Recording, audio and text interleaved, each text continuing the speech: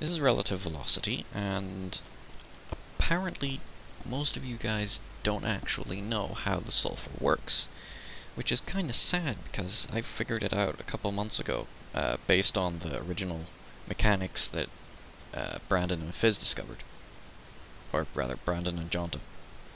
And let me just show you the safe spots first. Okay, now if you have a safe spot here, that's usually where people go. They run along here, stop on this safe spot, then they continue along to the other side, where there's a safe spot here and a safe spot here, which is easier to hit but further away. Then there's this little safe spot here that pretty much everyone doesn't bother to use, but I've found that it's the most useful safe spot when you first get on the sulfur. This thing right here is your guarantee to be as fast as possible and to never have to wait. And that's because of the actual scanning. Now, all this yellow stuff kills you, but it does it on a delay. Basically, the server checks every 2 seconds whether you're on this yellow stuff. If you are, it'll pop up this little sulfurous haze effect in the corner here. If you're not on the sulfur and it ticks, then the haze effect will go away. But if it ticks while you're on the sulfur and you already have the haze effect, it'll kill you. So the basic deal is that every 2 seconds this thing will tick, which means that if you're on it for 2 ticks, you die.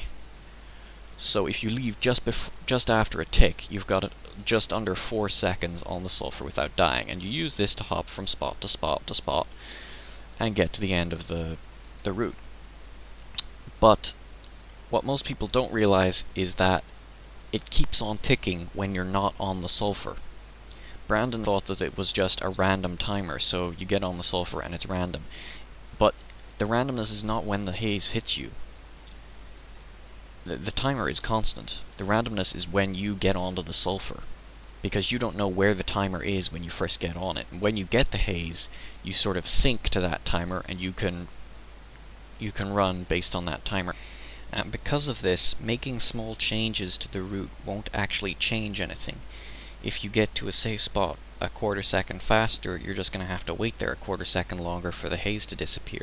So the only way to improve a route, to actually improve the time between the start of the sulfur and the end of the sulfur, is to make a completely different route that is 2 seconds at least faster. Otherwise the haze will keep limiting you. Now, to explain why this mechanic is important, even though it's such a subtle difference, I'm going to run along here a couple times, and you'll be able to see how knowing that it keeps ticking even when you're not getting the haze effect lets you go faster, because you can stop on spots even when you don't have the haze effect, and you don't have to step out and get it again. And because of knowing that, you can continue no matter what the situation. If you have the timing in your head, then you can go without knowing exactly when the haze fired, and that's the trick. Example number 1. You get on the sulfur and it hits you instantly. You stop here and you continue. Good, you're not stopped for very long. Example number 2. You just happen to be on that safe spot when the haze expires. You can keep on running. The haze effect won't show up, but you still have the full 4 seconds because you were on that spot when it ticked. This is how you can run through there without actually getting the haze effect. Both of these were extremes. Either you get the haze effect right here and you land there and continue, or you get the haze effect right there and you continue without even stopping. But most of the time you're not going to get it there. You're going to get it somewhere like here. And then you're usually going to, well, unless you've done it about 1,000,000 times, you're usually going to try something like this. You're going to end up stopping here and waiting for 1.5 seconds before continuing the run. That's bad. Because it ticks every 2 seconds, there's a much better trick. If you get the haze around there, head straight for the second safe spot that everyone always skips, but it is the most useful safe spot in this starter area. Why? Let me show you. So you get the haze effect around here. You continue until here, it disappears, you run over to here, and you run straight across. And you make it. So how did I do that? Well, let me replay it for you. First of all, I get the haze, and I run over here because I need a safe spot before it expires, but I don't want to have to wait for 1.5 seconds on the first one. Next, I run over to this next spot in under 2 seconds, so you need to be quick. Now the haze ticks here, but I haven't seen the haze effect. But that doesn't matter because I know it goes every 2 seconds. I know it's ticked here.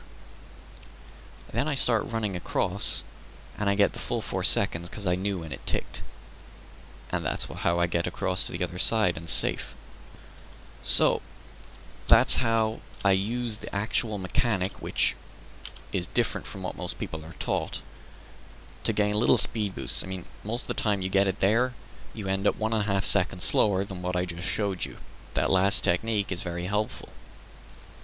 I use that technique basically the whole time, except once you're already synced to the sulfur, so besides the first time you step on, the timing is pretty much the same every time. Here's a little thing to demonstrate. The timing, most people, when they're going for a good time, they aim for this little corner here and then go off that way, because they think that'll make them faster. But it won't. You'll be just as fast if you leave from this big spot and aim over to the left, like here, as if you left from that tiny spot over there and landed here on this corner. Why? Well, because if you go the quick way, so from the tiny spot and the big spot you both leave at the same time, say you land there versus here, okay, that's about a half a second difference. So, you land here when it ticks, and you continue running, and you do your whole running thing, and it's basically the same route. But the difference is that when you get here, it ticks around about here, and you're stuck waiting 1.5 seconds. So the other route catches up in that time, because they got the haze here, they run over here, and they're able to leave at the exact same time, so both routes are just as fast. This is the limiting factor on the sulfur. So unless you change the route by 2 seconds, both routes are just as fast.